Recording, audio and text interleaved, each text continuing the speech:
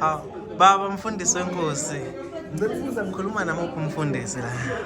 Ukhuluma nomfundisi uMvubu wasemthwalume eGospel. Oh, umfundisi uMvubu wasemthwalume eGospel. Yazi ngihlale ngithi nje emthwalume eGospel emthonjeni wokuphila kanoma ngiyona noma ngisho kanjalo noma Awone. Angithi kade ngumshumayeli wasemthonjeni wokuphila. Unyazi lingithatha ke lingenza umfundisi emzini omkhulu eGospel. eGospel yona le Gospel ekwathi ngomhla ngano kwafika ngomhla 3 April 2011. Yeah. Ngazi ngeviki elandela noma kumhla ka9 noma kumhla ka kwase kufika indaba enkulu. Yebo. Uyayifika kuyo le ndawo le. Yayifika khona eGospel impela. Cha, asike siyithathe lana ke. Siseyinsukwini zikangalo zinde engalingananga nezabasemhlabeni. Umthento ohlaba usumdala eminye ihlaba isami. Yebo. Angazi ukuthi isakhe la somsebenzi sashaya ikhove embili uKenneth nomkwakho Gloria intombi yasemawotana. Cha, bengicela umfundisi akasithi nje asithinte ngeingane ezine ngoba sike insukwini zayo beku-celebrate ibirthday yayo sesikhumbuzweni sayo nje kushuthi nje inyanga yezulu le. Ngicela usiphe umfundisi. Inyanga le enyanga yezulu umthento ohlaba usumdala eminye ihlaba isamila. Ungalezinde ayilingananga nezamaphekulu. Inyanga yezulu ike yathwala kanzima.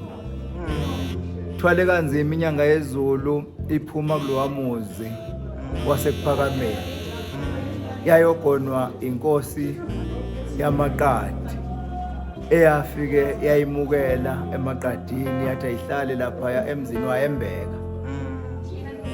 Yona le nkosi yamaqadeke yagona inkosi uNyazi noma kusho enye inkosi noma ngizama ukuthola ukuze kumuntu ongazi. Inkosi yamaqadi yafukamela inyanga yezulu.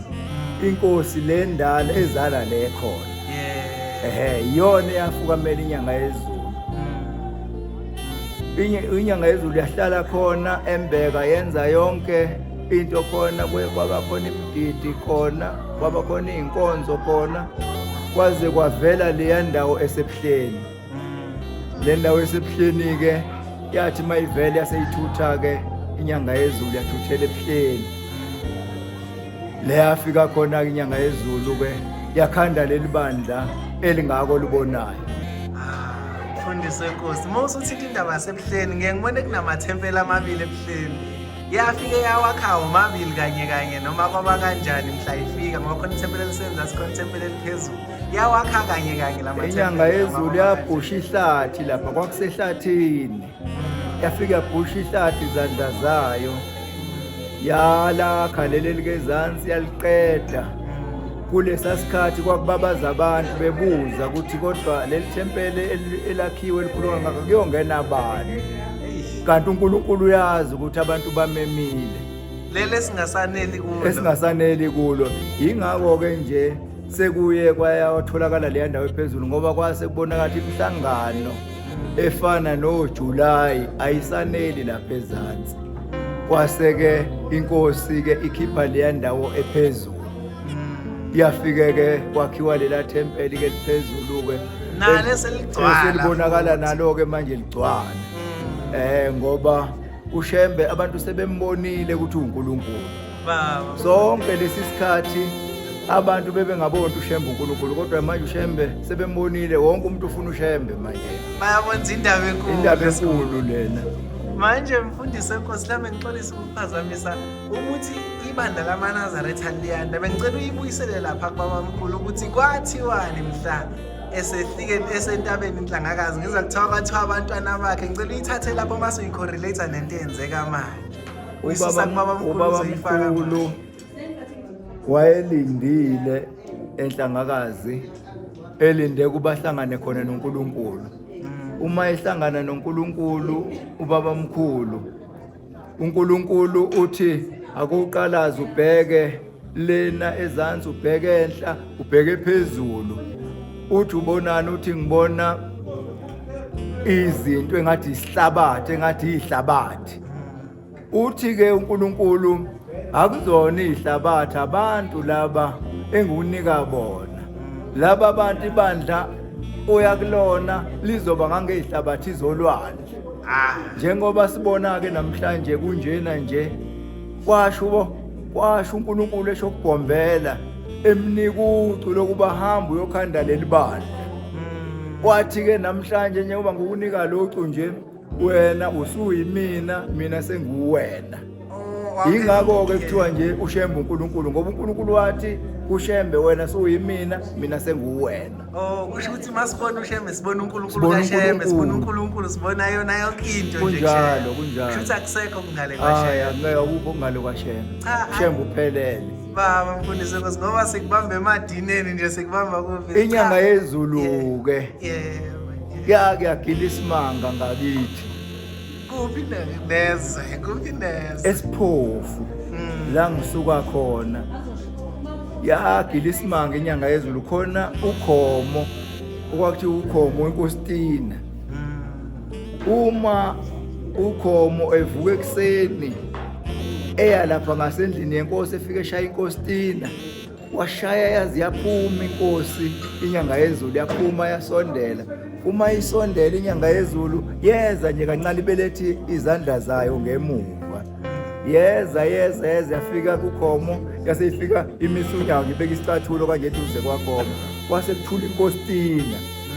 Wasethi uyashaya ukhomo ayishayeke inkostina. Wathi uyashaya isakhali wathi uyashaya isakhali yathi inyanga yezulu shaya phela khomo. Shaya. Wathi uyashaya akushayeki wathi uyashaya ayisakhali inkostina.